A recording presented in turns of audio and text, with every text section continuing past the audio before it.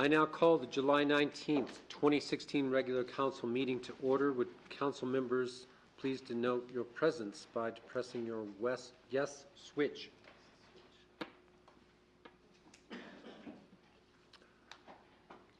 The chair would entertain a motion to, by minute action, excuse the absence of Councilman Miller. So moved. Second. Moved by Councilman Powell, seconded by Councilman Hopkins. Please cast your vote. And please record the vote. All members voting aye, motion passes. Council meetings are also televised and can be viewed on cable channel 192.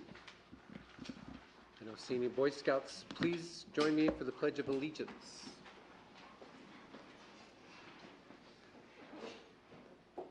I pledge allegiance to the flag of the United States of America and to the republic for which it stands, one nation under God, indivisible, with liberty and justice for all.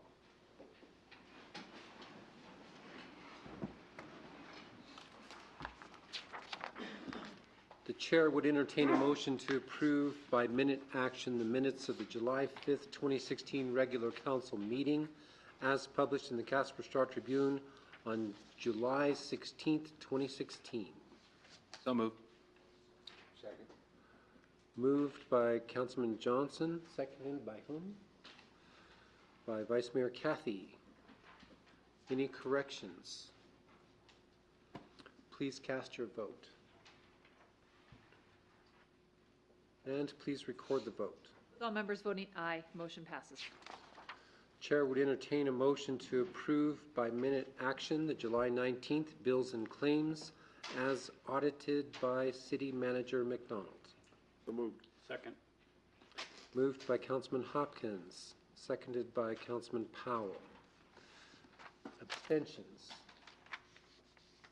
Please cast your vote. And please record the vote. With all members voting aye, motion passes. The Wyoming Association of Municipalities has selected the Platte River Revival as the recipient of the 2016 Community Hero Award. This award was presented to Councilman Miller on June 9th, 2016 at the WAM Convention in Cody. Since 2006, the Platte River Revival has grown into a collaboration of 21 private companies and organizations, 9 government agencies, and thousands of volunteers whose goal is to protect our drinking water and revive nearly 6 miles of the 13.5 miles of the North Platte River that flow through Casper. Led by the City of Casper, the Platte River Revival is focused on restoring or reviving 7 different sites along the 6-mile stretch. This is a quality of life project that is improving water quality as well as a fantastic conservation project that is improving fisheries, wildlife habitat, and plant habitat. In the past 10 years, the City of Casper Special Projects Coordinator Jolene Martinez and numerous volunteers have devoted untold amounts of time and energy to this endeavor, and the City of Casper and its community as a whole. The City Council thanks the 4,300 volunteers that have worked directly on these projects, as well as members of the following Platte River Revival groups: the Advisory Committee, Habitat Guidance Committee, and the Volunteer Day Planning Committee. Everyone appreciates the clean, beautiful recreational river that is a result of this exciting and dynamic project.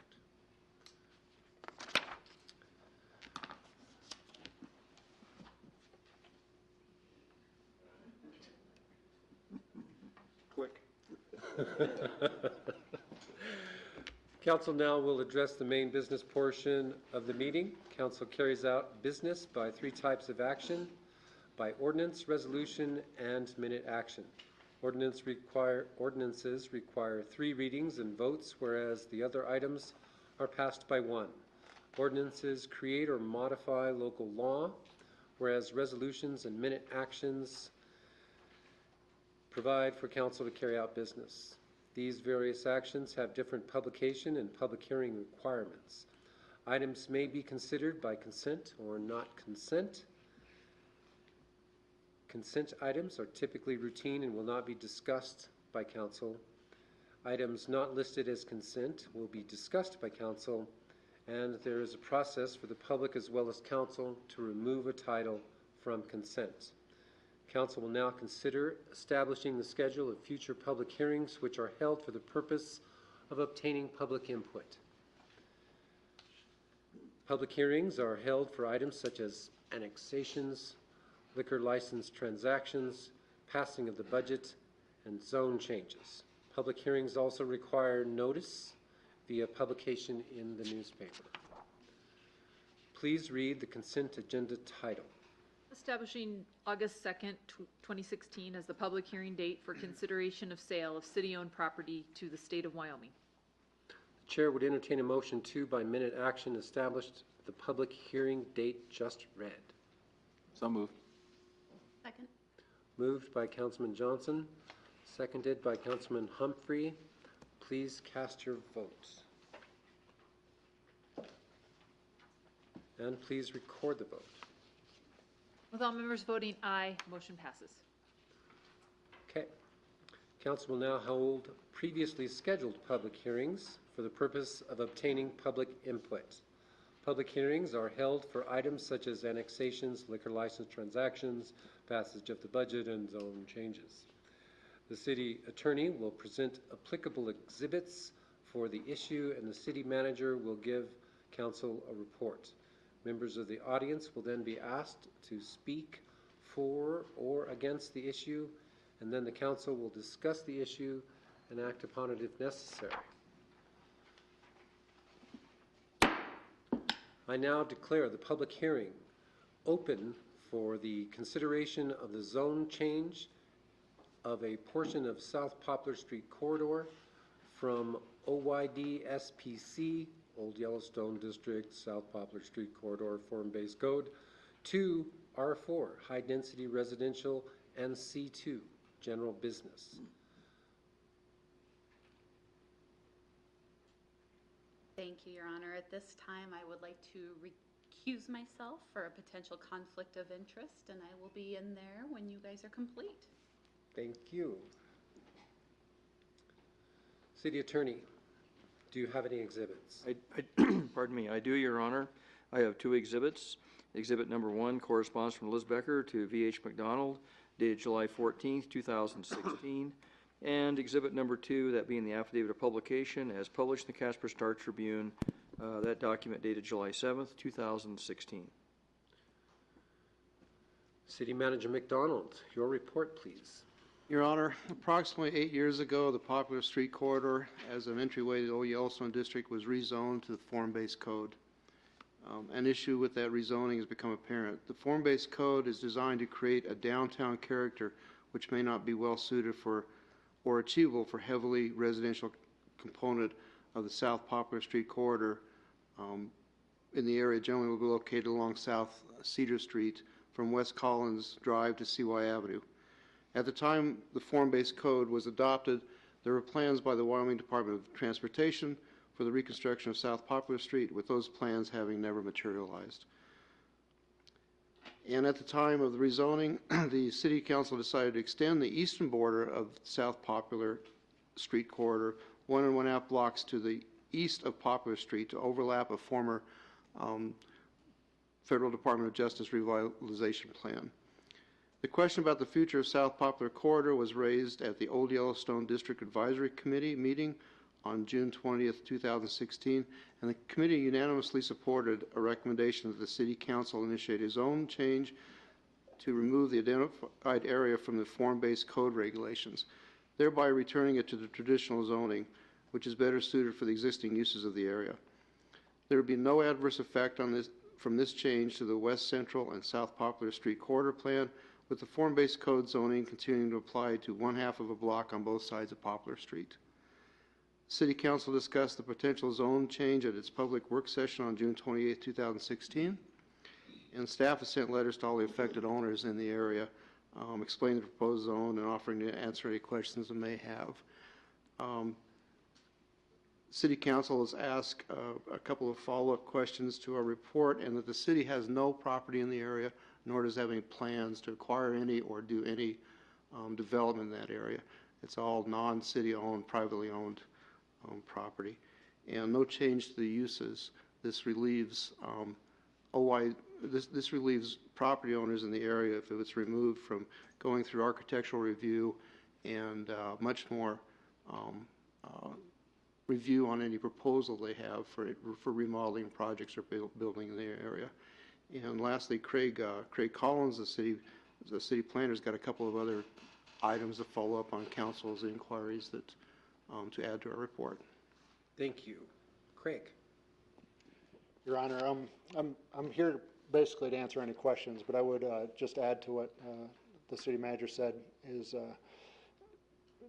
it's anecdotal, but it's also, it happens on a daily basis that we hear from property owners who want to improve their property in this area. And according to the old Yellowstone District form-based code, they are required to meet certain architectural standards and come before an architectural review committee.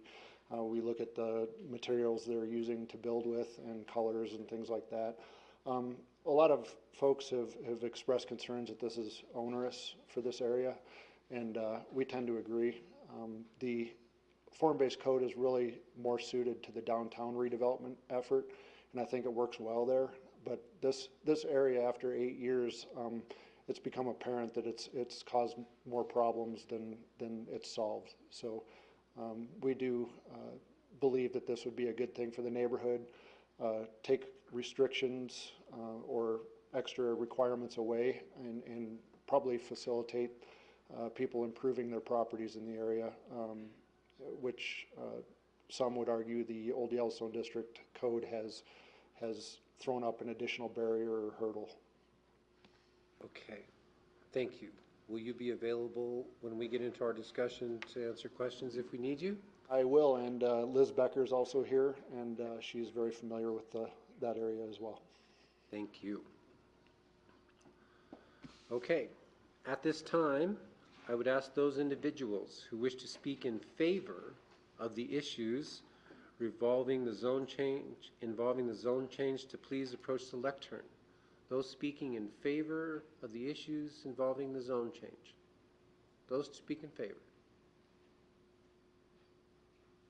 Speak in favor. Okay. At this time, I would ask those who would like to speak in opposition to the issues involving the zone change to please approach the lectern. To speak in opposition.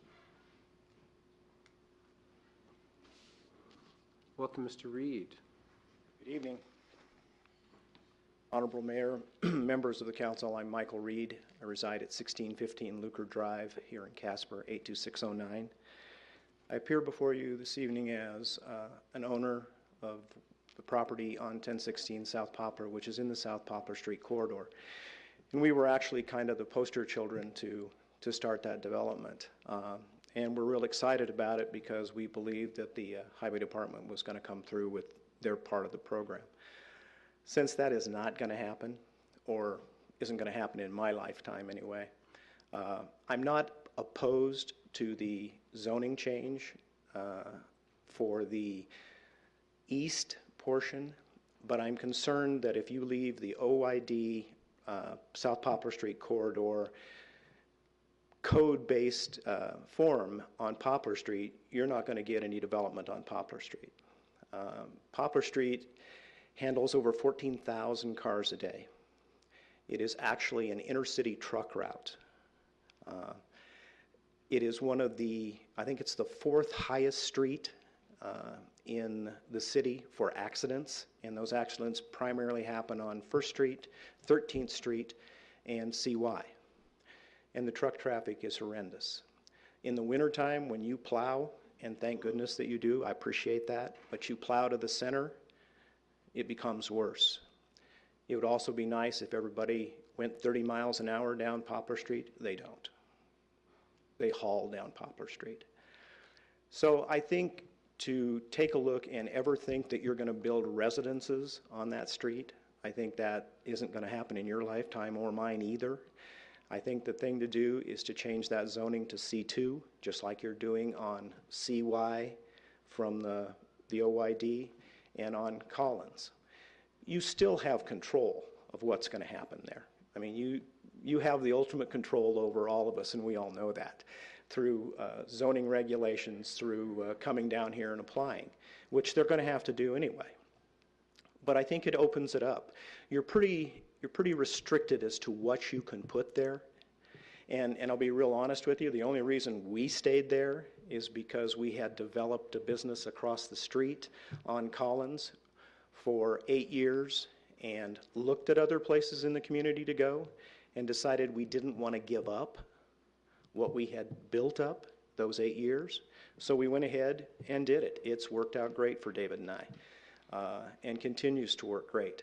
But the neighborhood is starting to go to hell on Poplar Street. I don't know if you've been down there lately, but very little of it. Matter of fact, I bet you 95% of it is not owner occupied.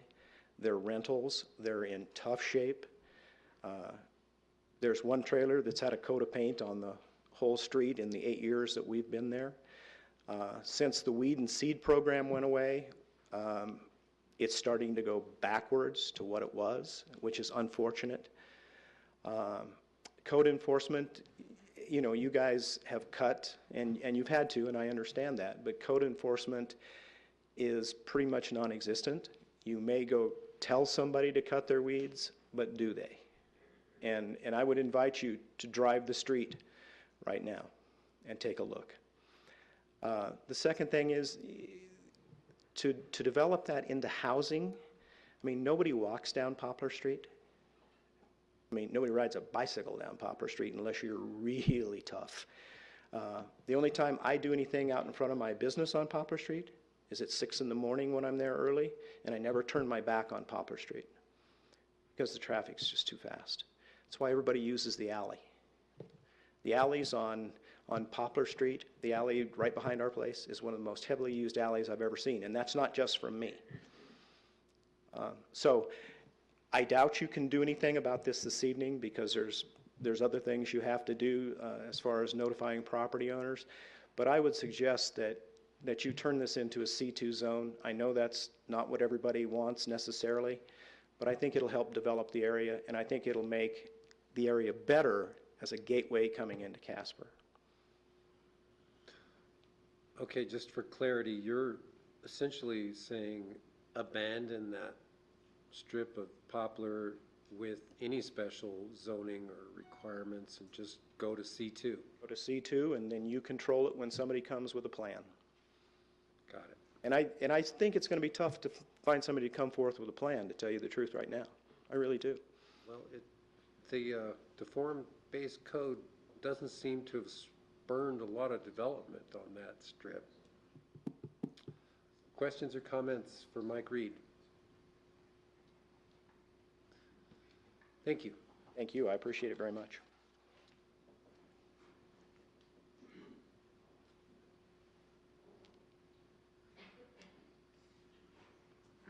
Welcome, Mr. Sweeney. Good evening, Pat Sweeney, 951 North Kimball.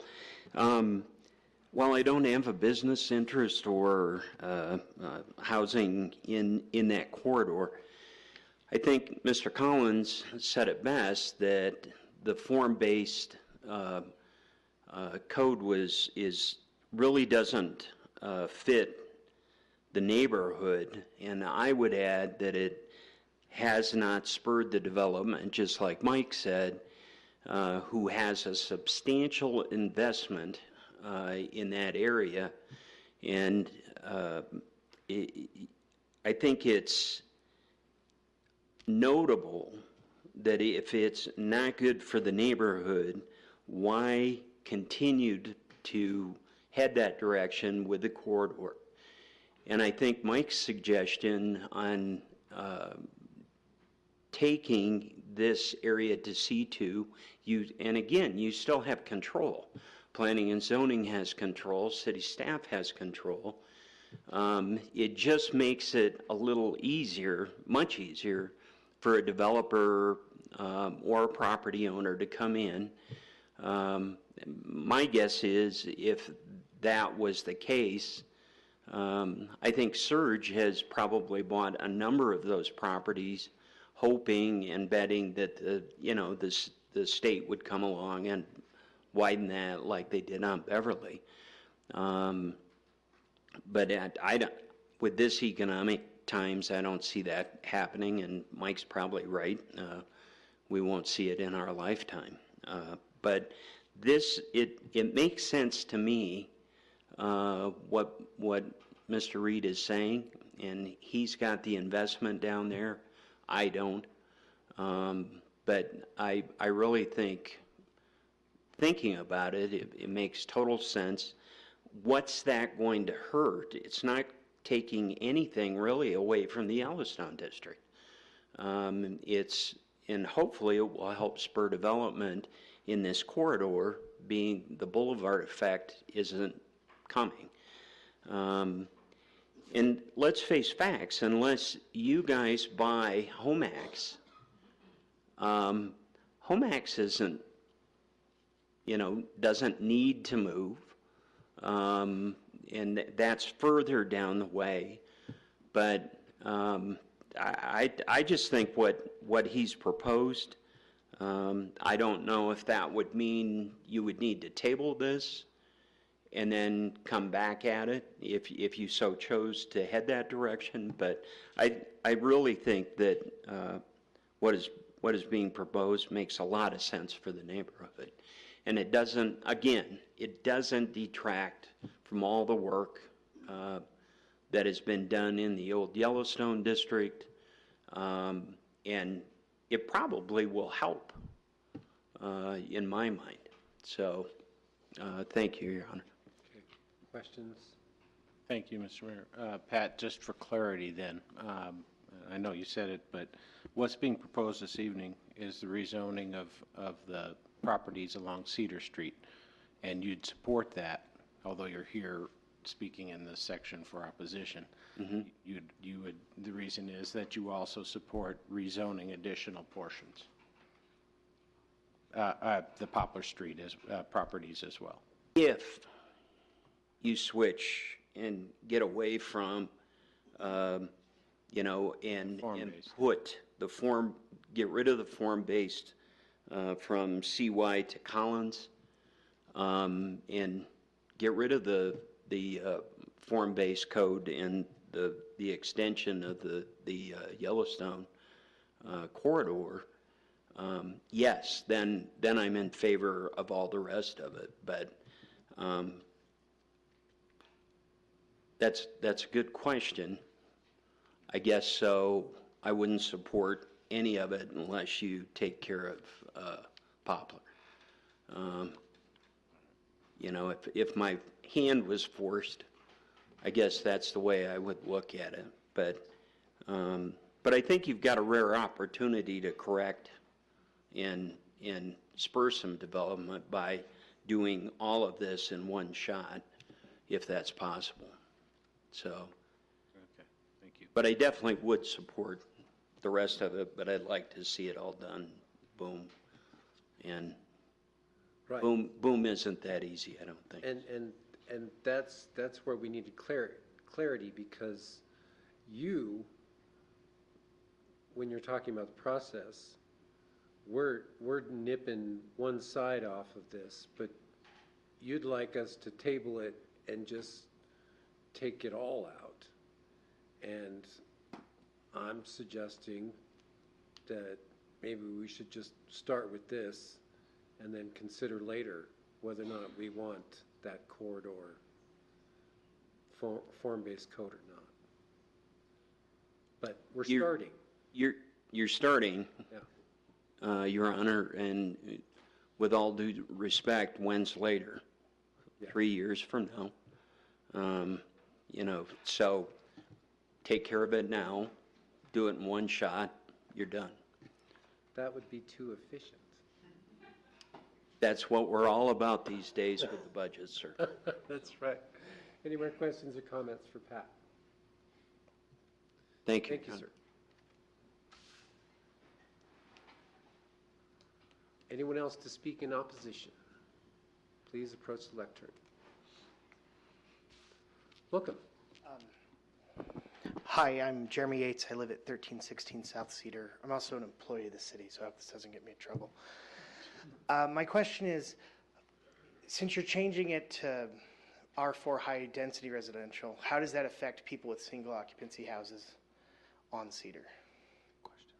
Good question, and I don't think it really does. So if a fire wipes out my house, I can still build like a single-occupancy house on the. Yes. That was my only question. Yes. Well, that Allows was for single-family homes up to apartment complexes. That's why it's. Right. so is that the distinction between like medium or low, like and where? It's the distinction between different commercial zonings. I think C2 and C4 are the different ones we're talking about, right? Yeah. Craig. Your Honor, if I understand the question correctly, the R4 it allows anything from single family up to and including apartments. It's what the entire area surrounding this is currently zoned, so it's consistent with the surrounding area, and it's consistent with what it used to be zoned prior to this old Yellowstone district. But R4 does not indicate that we're requiring people to build apartments. It allows apartments, but it also allows single-family homes, if that makes sense. Yeah, I just wanted to. Okay, and just for clarity, Craig, he's on Cedar and he's on R4. Correct. Got it? Yep. Thank you.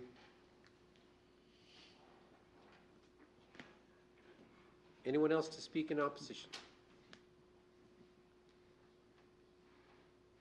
Do you have a doppelganger, Pat? I had a senior moment. Okay. Your Honor, Pat Sweeney, 951 North Kimball. Just a point of clarification on what he said. It seems to me a few years back, because of the size of lots, I'm not sure the size of lots on Cedar, but in North Casper, they're only 25 feet wide. And so in case of fire that he brought up, on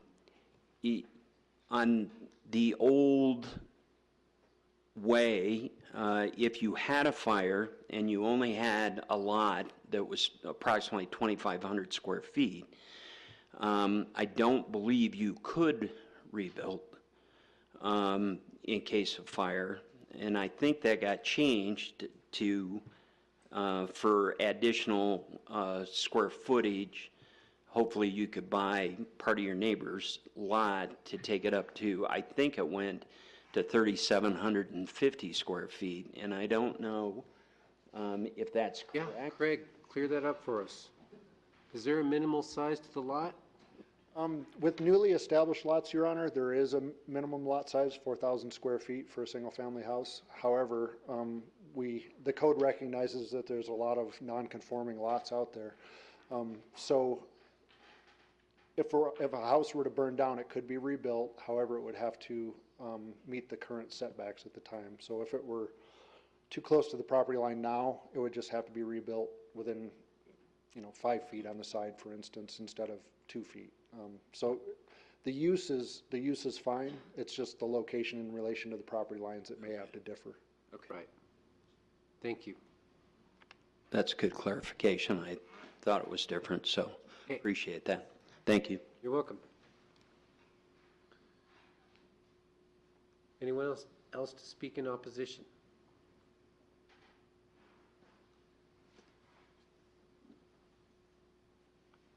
Everybody ready? All right. There being no one else to speak either for or against the issues involving the zone change, I now declare the public hearing closed. Please read the ordinance by title only.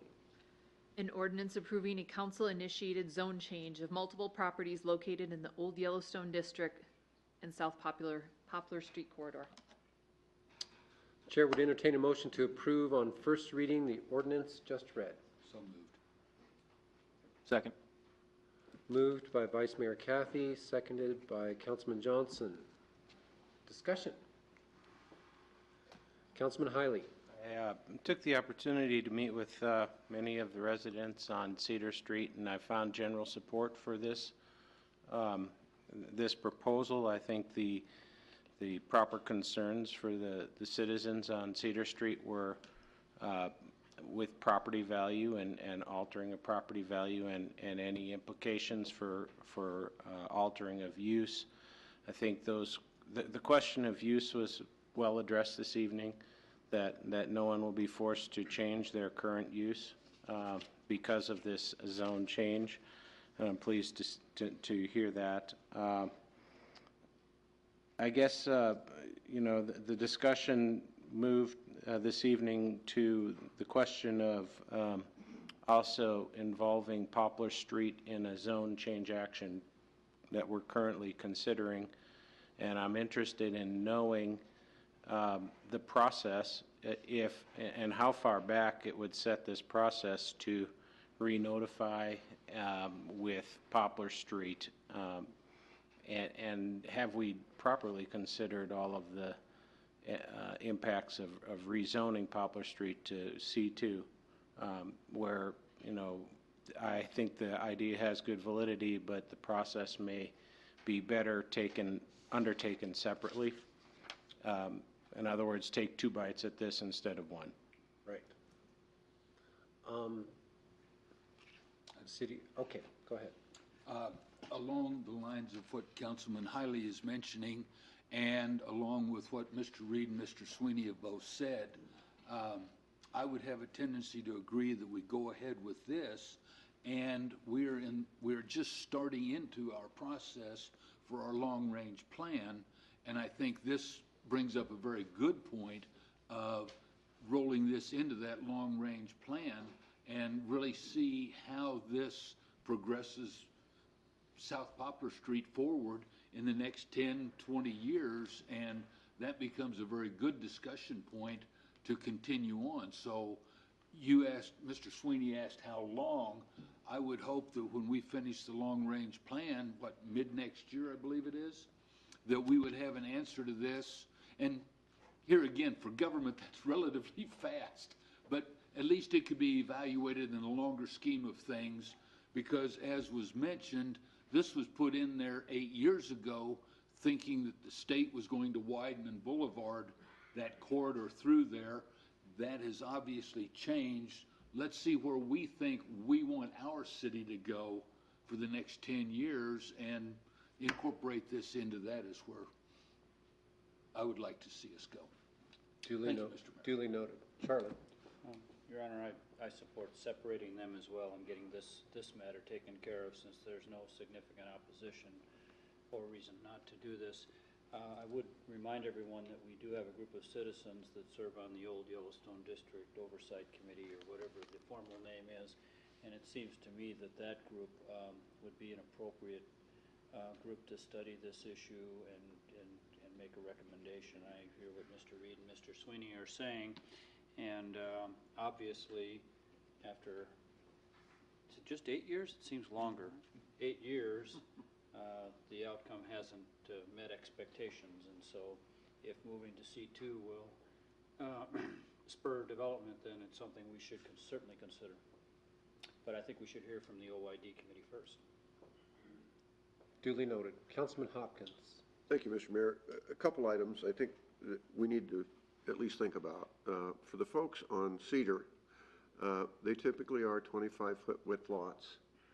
And if we go back to, quote, we're saying a C2 along Poplar Street, that's the proposal, or one of the proposals, that may have an effect on their property values. If you back up to a business as opposed to what has been in the form-based code, that may affect your property value. The other thing, on Poplar Street, we're kind of limited what's going to happen there, because I don't think we control the curb cuts. Is that correct, Craig? I think the highway department controls curb cuts. So you will never have a curb cut for every 25-foot lot that's there. The lots have to be consolidated in order to get a business there. it's just not gonna happen. They're not gonna give us any more curb cuts. So whatever happens, that may be the bottleneck in development, whether it's form-based code or whether it's some C2 or something else. It's probably not the code itself. It's the idea of getting the curb cuts. And somebody needs to consolidate properly. And that seems to be happening a little bit. I've noticed some tear downs over the last couple of years. That's progress compared to what we had.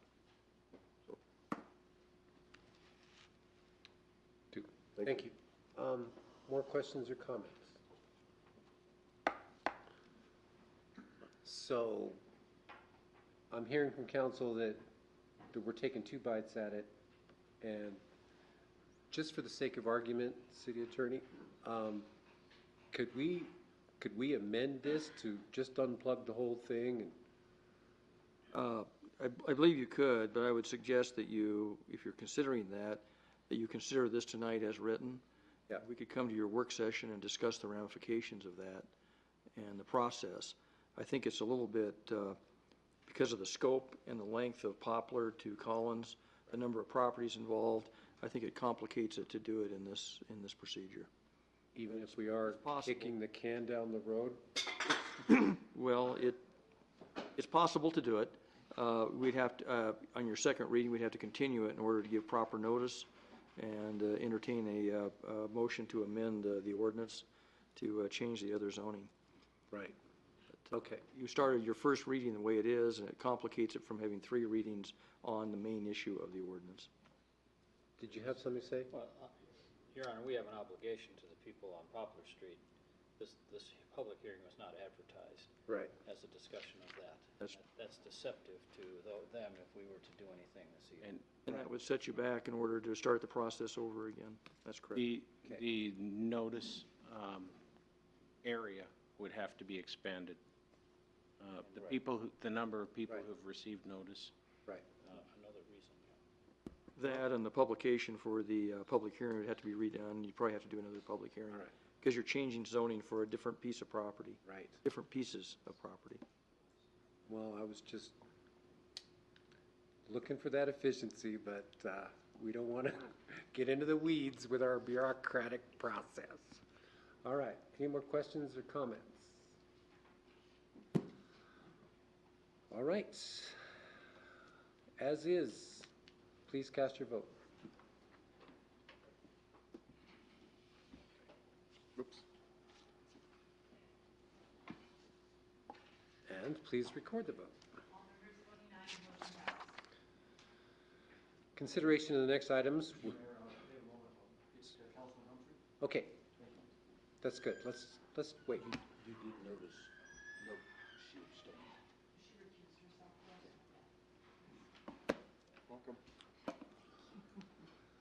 Welcome.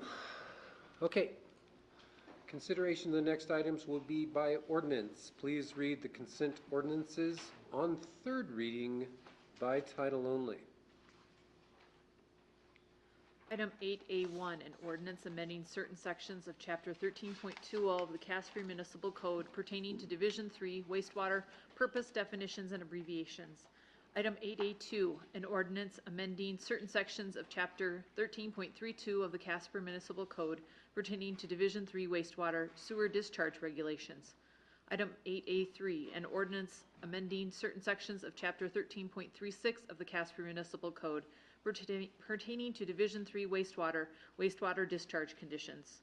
Item 8A4, an ordinance amending certain sections of Chapter 13.44 of the Casper Municipal Code pertaining to Division 3 wastewater violations and enforcement. The chair would entertain a motion to approve on 3rd reading the consent ordinances just read. So moved. Second. Moved by Councilman Johnson, seconded by Councilman Humphrey. Any abstentions or nay votes? Please cast your vote. And please record the vote. With all members voting aye, motion passes. Council will now consider consent resolutions. Please read the consent resolutions by title only. Item 9A1, a resolution rescinding resolution number 15265 and authorizing a lease agreement with Mountain Sports for operation of a ski equipment rental operation at Hogadon Ski Area. Item 9A2, a resolution authorizing the fiscal year 2016-2017 contract with the Casper Area Transportation Coalition for the provision of subsidized fares to low-income residents. Item 9A3, a resolution authorizing an agreement with 71 Construction, Inc. for the Washington Park Bleachers Project. Item 9A4, a resolution authorizing an agreement for the assumption of ownership, operation, and maintenance of the Home Depot USA, Inc. water distribution system and access water line easement and bill of sale therefore. Item 9A5, a resolution authorizing an agreement with Casper Building Systems, Inc. for the Casper Event Center Storage Building Project. Item 9A6, a resolution authorizing a general service contract with Rocky Mountain Power for electrical service for the new water storage tank for the East Casper Zone 3 water system improvements. Item 9A7, a resolution authorizing a general service contract with Rocky Mountain Power for electrical service for the new pump station for the East Casper Zone 3 water system improvements. Item 9A8, a resolution authorizing professional services agreement with Health Solution Services, Inc., doing business as Interactive Health. The chair would entertain a motion to adopt the consent resolutions just read. So moved. Second. Moved by Councilman Hopkins, seconded by Councilman Johnson.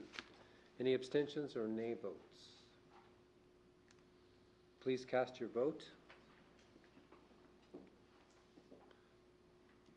And please record the vote. With all members voting aye, motion passes. Council will now consider minute action items. These are routine business items that do not require a resolution. Please read the consent minute action titles. Item 10A1, authorizing the issuance of a taxi cab company license for Eagle Cabs located at 4462 Highway Street. Item 10A2, rejecting all bids received for the Conwell Park Improvements Project. Chair would entertain a motion to approve the minute action agenda items just read. So moved. Second. Moved by Councilman Hiley, seconded by Councilman Powell. Any abstentions or nay votes? Please cast your vote. And please record the vote. With all members voting aye, motion passes. Now is the time we invite anyone in the audience who wishes to speak with the council to come forward. We ask that you please state your name and address.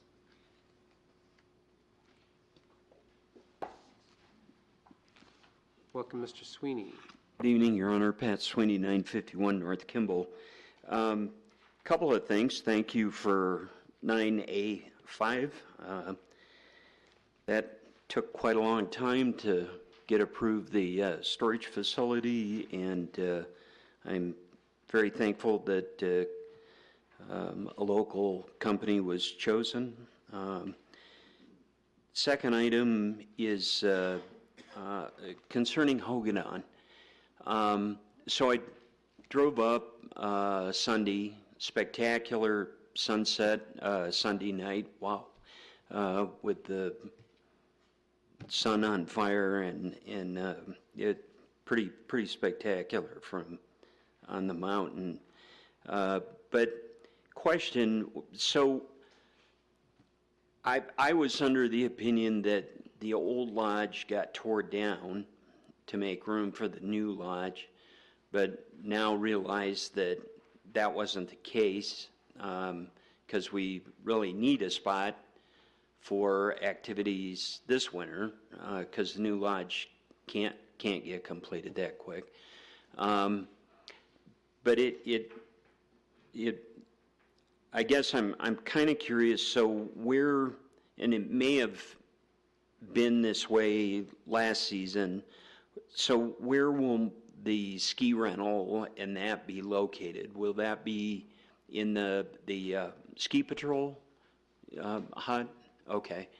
And in the basement of the ski patrol. Okay. And then, but we'll use the usable portions of the old lodge this winter on a limited basis for shelter. And will we have a need for food service up there, or that's still part of the plan? Okay, all right. So that answers those questions. That's quite a hole up there and a lot of concrete so far, so it will, and then the old lodge will go away, obviously, once the new lodge is built and ready to go, and that'll be quite a spectacular view from that vantage point, so it'll be quite a setting. So, lastly, I'd like to ask about process on this additional liquor license for downtown. Now, I think you got, if I understand correctly, 6 applications. I'm assuming council is reviewing those applications. And my biggest concern is, will there be a chance for public input, or is it solely going to ride on 9 votes as to process, and that's what it is? And will citizens or business owners that are already stakeholders in downtown get an opportunity to give any of their views to council? Well, a public hearing is built into the process. So when council is discussing the liquor license and whether to award it, during the public hearing portion of that process, the public will be able to weigh in. As far as the process so far, what it's looking like is we were entertaining the idea of a tour for a while. The council would go on a tour of all the facilities. There are logistics issues with a tour because, well, having to do with quorum versus putting council on 3 different buses and touring each facility, questions or worries about everybody getting equal time and equal representation.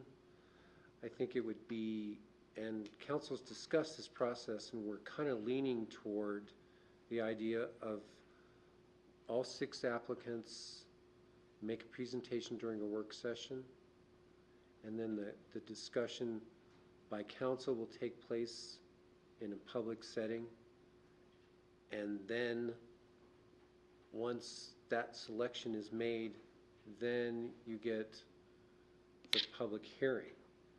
So if you're asking me if there's going to be a public hearing where the selection hasn't been made and that the public gets to weigh in on what they think the right selection would be, that's not in the cards right now. And I think that would bog down the process considerably, if not bind it up and lose it in the weeds altogether. Did I clear that up for you? Yes. Unfortunately,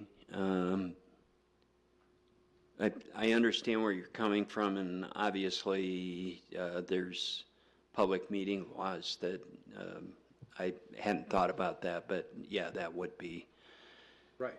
Probably unfair. And I don't like just the appearance of, council at the site, 3 different groups. Yeah, in different groups or at the site at all. Because if we're at the site, then we got to make sure we hit every site equally. Got to make sure that there are no fat brown envelopes being passed from the person to the politician. I mean, gingerbread cookie. For appearances, I think it would be a lot more judicious if we just simply let all 6 applicants make a presentation during a work session. Your Honor, I would Yeah. point out we've already received emails from people advocating for one plan versus another. So Right. People are still able to comment, Okay. just not in a public forum. Okay. Go ahead. Thank you, Mr. Mayor. And actually, the public hearing is the public hearing that is required for the liquor license. So that's when that comes about. Right. So it isn't necessarily a public hearing on Plan 1 versus Plan 5. It's the acceptance or denial of the liquor license after application has been made. Okay. Councilman Hiley. Thank you, Mr. Mayor, and thank you for your question. Public input's important, and while we don't have the process in place, in a public meeting to discuss the selection, with public input, I would point out that each of us as council members have contact information on the city website, and at least I myself would very much welcome input as to what the public thinks is the right choice. That's what I meant to say. Yeah. No, and Wayne has good phrasing. Councilman thank you. Hopkins. Yeah, thank you, Mr. Mayor. I might point out, this is probably a first, I think, in my recollection, in Casper, where we had so much interest in one license. So it is kind of new territory, but I think we've tried to pick out a middle ground to try and get it done and listen to the proposals fairly. So it's not like it's the first time a liquor license has come up. no. And thank you, Your Honor. Thank you, Council, for those clarifications. I would encourage the public to weigh in with their council members and all council. Being this is public comment, and with all of those facts, I would like to speak as a business owner downtown and a property owner. We aren't afraid of competition, but there is one person and only one person only, as far as I'm concerned, that has put an application in that has proven themselves time and time again and has dedicated more cash, more time to the Yellowstone district than even the city of Casper, maybe the state of Wyoming, and that's John Huff. And if you're not aware of the amount of property that he has revitalized in the old Yellowstone district and done things for our community with Rock the Block out of his own pocket way before our 321 and Art Walk happened. So being there won't be an opportunity for public input. This is my opportunity to just say, if you aren't aware of what John Huff has done for the old Yellowstone district, I hope John reaches out. He's not a public guy. He's not the type of person that wants to toot his own horn. But if he does reach out to you for a tour of what he's done down there, please take him up on it. Because the other thing that I want to point out to you again, and I don't know if this will come out in the state purchase of city lands, but it's still the parking issue downtown. And John Huff has parking. He controls the majority of the parking down there. And some of these other applicants have zip and without the parking garage, frankly, at this point. So I want him to get a fair hearing, and that's what I'm asking.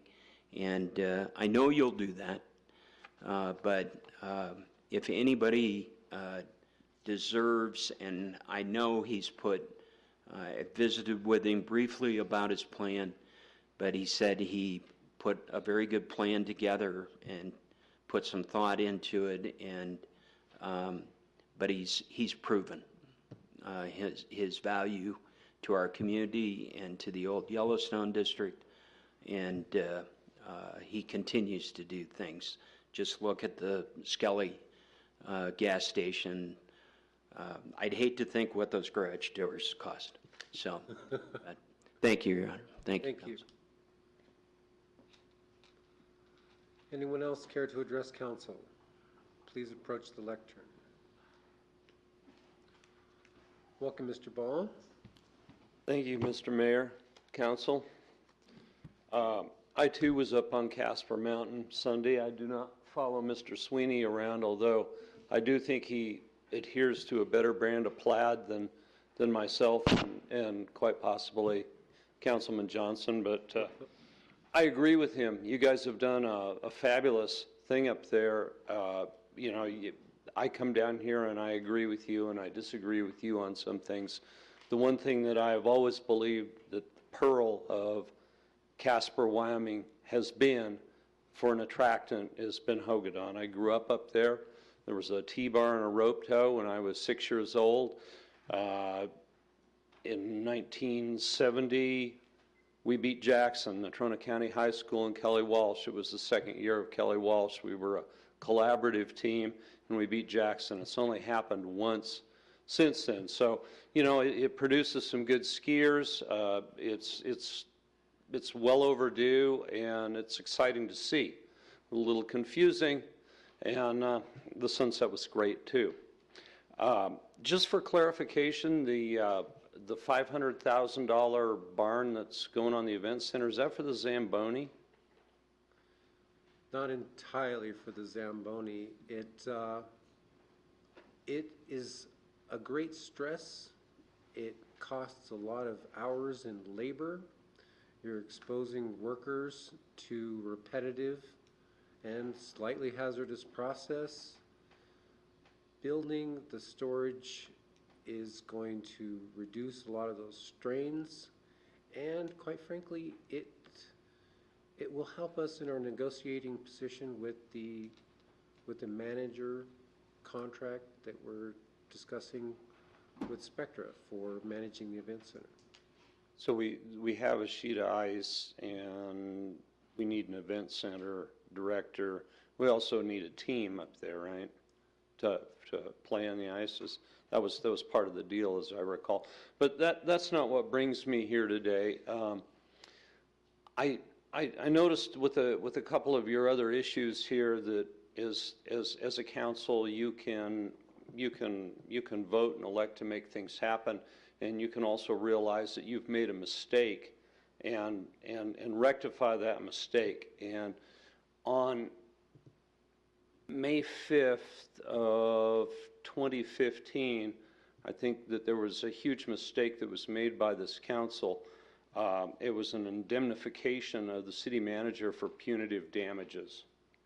And if you can walk back things that you do with the old Yellowstone district or zoning plans or you know, any one of a myriad of other things that you can do, I would ask that you let me read this piece of legalese that I have for you here. Let me stumble through it. Indulge me for a moment, and then if you have any questions or if you just want me to go back and sit down, I will do that. But if I may. Well, questions before I allow you to enter something into the public record. Is it a public document? No. Well, the public document was yours from the May 5th council meeting, wherein council was going to, you know, just blanketly ask for this indemnification, and we all know that there's a lawsuit out there, and I assume that's where you're going with this. This does not address the lawsuit. This addresses strictly the theory and the spirit of the action that was taken on that day. Okay, next question. How long is the excerpt that you want to read? How long would you like it to be? As short as possible. 2 minutes? Okay. You can handle that? Yeah, go. Okay, thank you. On May 5th, 2015, the proposal was brought before the council to obtain indemnification of council fees of the Casper City Manager. Let's deal with the specifics of an indemnification of Mr. Patterson before we reach the general proposition of when and whether such a boon should have been conferred on him or other officers where the city during the pendency of a particular litigation. I note with some disgust that the adverse effects which this action of the council dealing with these issues of indemnification to city officials and council members in a pending litigation has had with well-known judicial proceedings and endeavors to negotiate settlements on contentious litigations. They sit and they wallow in the courts. Why did I use the pejorative disgust? I do so for the patent reason that an indemnification removes an obvious incentive, and I emphasize the word any, reason to settle a dispute on a pending litigation if you're an attorney. Where a litigation is founded upon the defendant's self-dealing, willful tort, abuse of federal law, and its pending legal costs and fees have already been billed or paid, it is not possible for a prospective indemnitor in the middle of things to act as an indemnitor of those amounts already incurred by the indemnity. The indemnitor simply would be obliged to step in, reimburse those costs without a judicial determination having been made on the merits of the litigation and entail a current payment to the alleged defendant. Such is not the function of insurance, and at any rate, if it were, the payment would be equal to the defendant's costs. We would be underwriting not just the defendant's legal costs and fees, but the punitive judgment itself. This raises an interesting question, assuming that such an agreement could have been reached with a third party. How was the insurance premium for such a reimbursement arrived at? Would the indemnity get a discount on the defendant's fees and costs? Would the court be able to approve the payment while the litigation proceeds? Was there a council resolution written into the minutes of the city's deliberations? Was there a provision in the body of the rider or the pre-existing resolution that such a rider be approved for budgetary reasons by a referendum of taxpayers? Was this not a material element of the economic health of the city's finances demanding a referendum of its taxpayers? I honestly, I don't even know whether there's statute within the city charter for you guys to have done what you did. Was the city appropriately amended to permit post facto adoption by the city's taxpayers for what would otherwise be an individual's personal legal expenses in reimbursing and paying for his or her gross negligence and malfeasance in office, or was it merely an attempt to skirt the character of the provisions? I'm looking to establish grounds to void the post facto indemnification modification of the city's general officers and directors' liabilities and acts arising from the performance of their ordinary conduct in the affairs of the city, insofar as the modification in question purports to attempt indemnify them from any malfeasance and gross negligence outside the scope of the city's simple negligence by employees. What is this costing the taxpayer? Were the taxpayers informed? Are there going to be additional costs, and how much are those going to be? Are they going to be in the hundreds of thousands? Are they going to be in the millions? I think it's time that we probably bring this out. I know you all have talked about getting this in the rearview mirror, and I think that now that I feel you guys are able to, or this governing body is able to walk things back that should have never been put in place to begin with, it's a discussion that might be worth having. Tried to be fast, gentlemen, lady. Okay. Gentlemen. Questions or comments for Ken Ball? Go ahead. Can you send a copy of that to somebody trying to follow all of the indemnities? And I know it, and I'd be happy to. I will send you the entire document tomorrow. It's just thoughts but the meat of the thing is that we indemnified an individual who's now gone, and that that debt is still out there, and quite honestly, I don't know how anybody could even know what it's going to be, if anything. Yeah, and we don't know if there will be or if anything, and It's a slippery slope, though. I know, and, you know, council can take this up in discussion with the attorney, but, you know, council basically endorses the contract for the city manager, and we can amend those contracts. It is an interesting point about post facto indemnification, but I'm not so sure that applies. We'll discuss it. I will send this to you, and you can look at it. If you have any questions, I'll put my phone number on there. Do not hesitate to call me. Thank you very much. Thank you. Anyone else care to address council?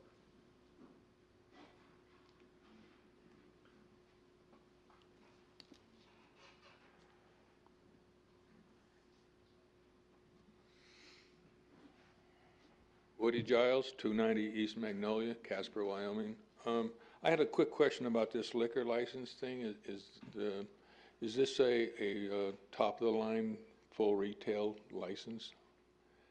And there will be a public discussion that I can then say something? Now, am I correct in assuming that it's going to cost whoever gets it $1,500 or thereabouts, and it's instantly worth $250,000? Maybe not instantly, but the next month for sure. Well, so whatever happens, there's going to be accusations of collusion and corruption and malfeasance, and, you know, I mean, your city's just going to give away a ton of money, but. Which okay. is why we're tying it to location. Yeah. Do you want to I comment? was going to point Yeah. out, Your Honor, that if we put restrictions in to location, the appreciation of the value disappears. Yeah, well, in other cities, I mean, this is not unique, you know, every city goes through this, but in my opinion, if anybody was to get to 250,000, it should be the city, if that's what it's worth, but that's just me. My other option is that you have a raffle, because I'd buy a couple tickets, because I could use it. You know, I mean, what the heck, you know, and it might go 500,000, and, you know, it helps solve some of your economic problems. And John Hupp was mentioned, and I agree, he did a nice job, but he has been suitably punished. We have taught him a lesson, so we'll see if he does that again. And then, you know, I've been coming here for, I think slightly more than 4 years, maybe Charlie knows. And recently I had a proposal of bringing this guy in. With this land use plan, it would give you another option, some more information that you can chew on, and it's supposedly being vetted, and it's not going well. You know, so I made a few notes on the website, and the proposal that he would make would be that his proposal would promote infill, you know, sort of the opposite of urban sprawl, which I think is a good thing. Make compact developments within the interior of the city. I would make a denser city, and so you wouldn't have slums and blight and that sort of thing. It would help create affordable housing. That always comes up at least once a month for the last 4 years, and it's never, so far we haven't had any really affordable housing. And it would create a distinctive community. It would cause mixed use and walkable cities, so that you could walk, you know, and I know you're trying to do that with the plaza and some other things.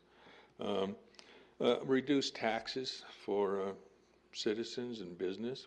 You know, what's wrong with that proposal? A progressive, fair, and equitable source of public revenue. So this is on the front page of the website that I've told you could all go to, and I'm sure none of you have. So, but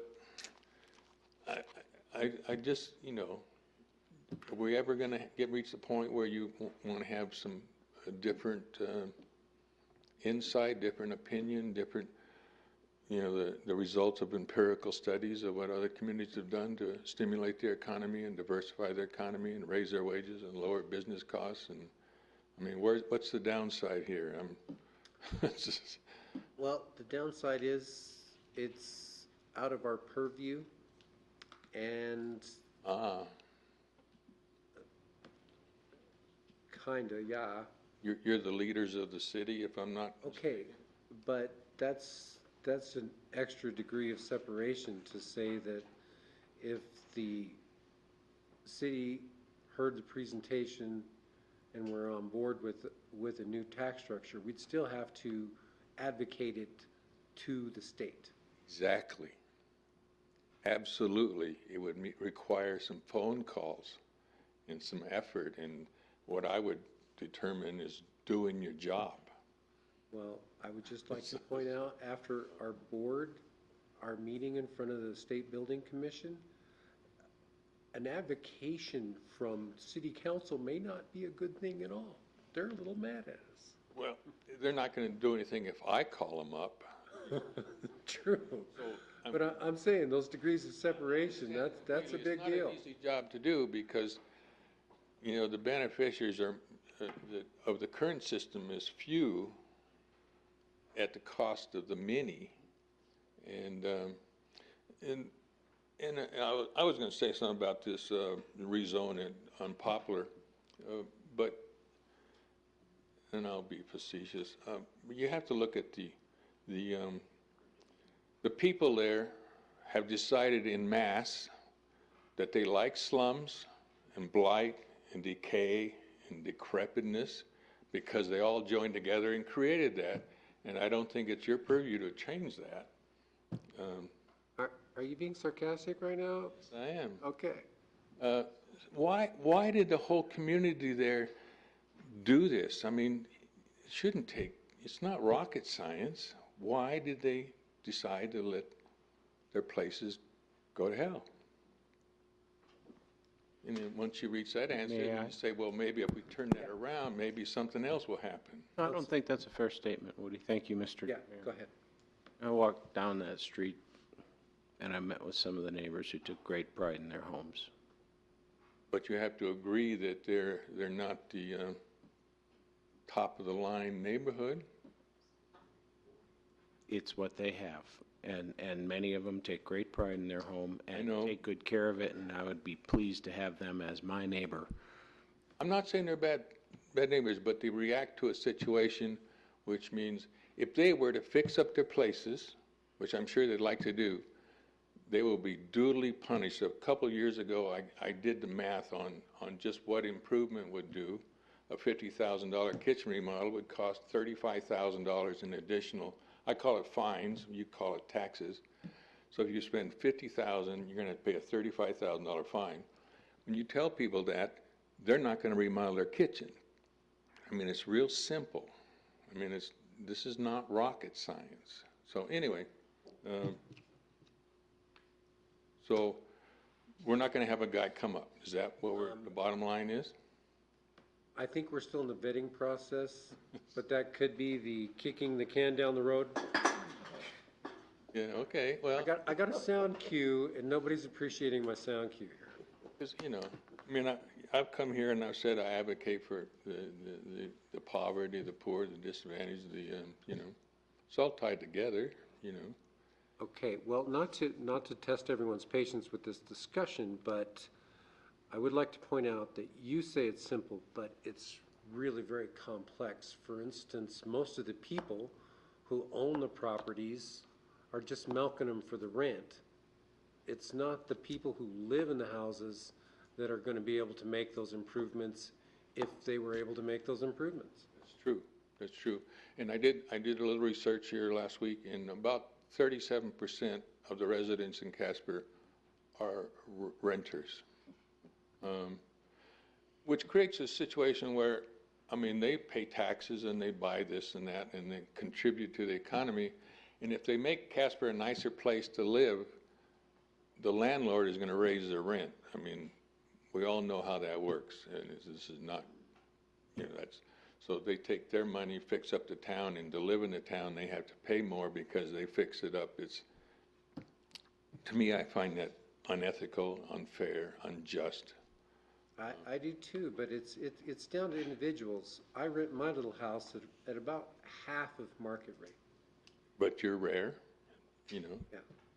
And his surge was mentioned, and my daughter lived in a surge house, and it was not cream of the crop. Just, right. And I don't know about the rest of his properties, but anyway, so, okay. Okay. So now I know where we're at, and I'll go to Plan B. Thank you. Okay, thanks. Anyone else wish to address council? Please approach the lectern. Going once, twice, gone. Okay, let's go around the table. First with Councilman Powell. Oh, you always catch me by surprise when you do that, Mr. Mayor. I don't have anything this evening, thank you. Okay. Had a meeting with the Amicable Reuse Joint Powers Board last week and adopted their budget for next year. And that's really it. Very good. Councilman Humphrey. Nothing, Your Honor, thank you. Councilman Pacheco. Just have a Housing Authority meeting on Thursday. Okay. Councilman Hiley. Just to follow up from this evening, in the process to consider rezoning of the Poplar Street properties in the OYD South Poplar Corridor, I'd hope that council can take that up more sooner than later. I mean, we deferred it, but I hope that we can get some information and take that up more quickly. Okay.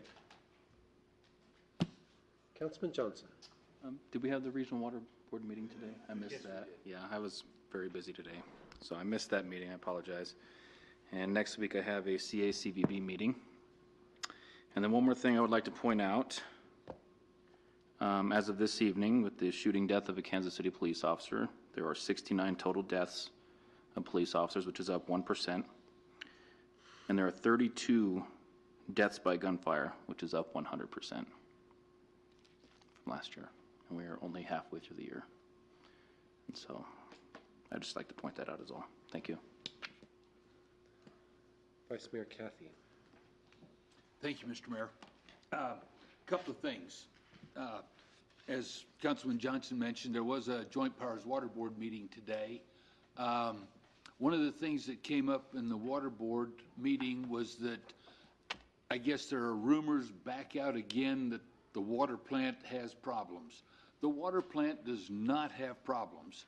And also, the city contract operates the water treatment plant for the Joint Powers Water Board. The city of Casper does not operate or is in charge of the water plant. It is the Joint Powers Water Board that is in charge of the water plant. So that distinction needs to be made. There is a report coming out that will tell you exactly what I just said. We had the preliminary report. Part of their things are on the website that the plant is fine. We were originally supposed to have that report presented to the board in November or December. It was suggested, however, that there are several members of that board that are up for re-election this fall, and so the better use of the consultants' time and energies to come and make that presentation would be after the elections and after the first of the year, when any new members of that board would be seated. So that was a conscious effort to try to reduce some of the expenses and make sure that all new 2017 calendar year board members would then get the presentation of the new report. It's not trying to hide anything from anybody. Everything is fine. So that was the thing I wanted to make that came out of today's water board meeting, and to let people know and understand why the report will actually be presented after the first of the year rather than this year. Now, on to something else, which is the long-range plan. The website is up and operating. It is generationcasper.org is where you can go to have your inputs. They had a very successful meeting out at the not at the State Fair, at the Central Wyoming Fair. They were there on Tuesday, and they had 350 people stop and visit and give input to them. Very encouraging. To date, there have been 180 surveys filled out online, which is also very good. Please go to generationcasper.org and fill out the survey. This is the citizens' input into this long-range planning process. We are interested. We want your input. Please go there and fill them out. Thank you for the time to plead for the water plant and the Generation X and the long-range plan. And to reiterate, go to generationcasper.org and fill out a survey. Get your input known for that long-range planning, which reduces problems, but it does so in the far future. Okay. During the council meeting, we had a citizen who talked to the council about wanting to open up the chambers for public use.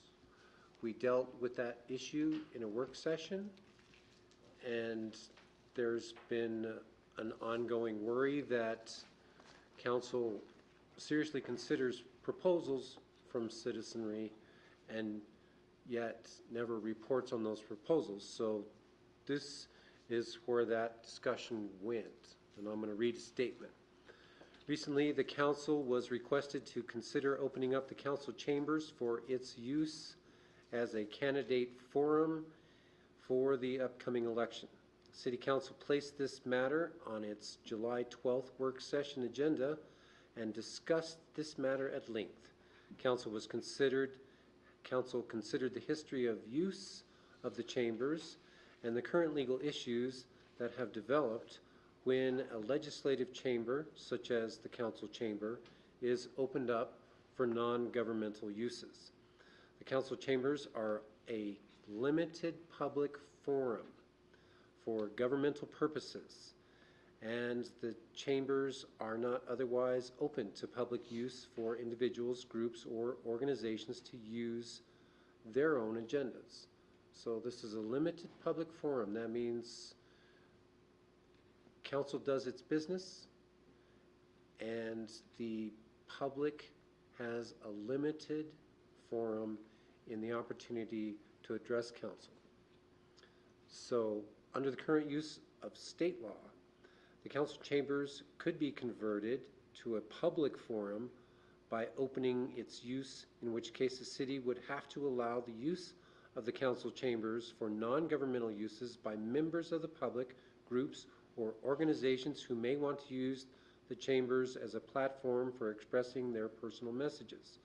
By opening the council chambers for non-governmental uses, the city would risk losing control over the chambers for its intended governmental purpose. In such a case, the city would then be required to extend public funds to make the council chambers available for non-governmental uses of the council chambers. If the council chambers would become a public forum, the city would not be able to exclude any speaker or any group because of their ideology or message. After lengthy discussion of all these issues, it was the consensus of the council not to open the council chambers for its use as a candidate forum or for uses by the public for other non-governmental purposes. So the lawyers, their job is to harsh our buzz.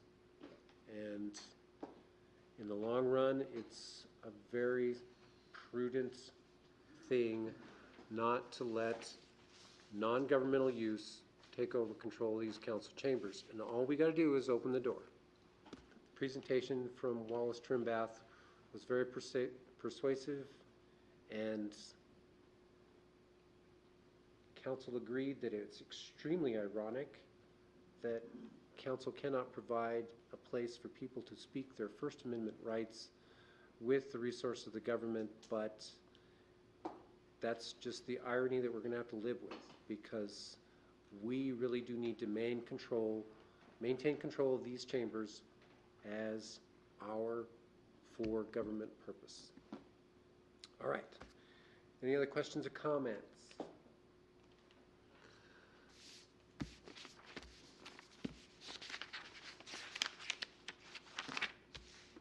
Next meetings of the City Council will be a work session to be held at 4:30 p.m. Tuesday, July 26th,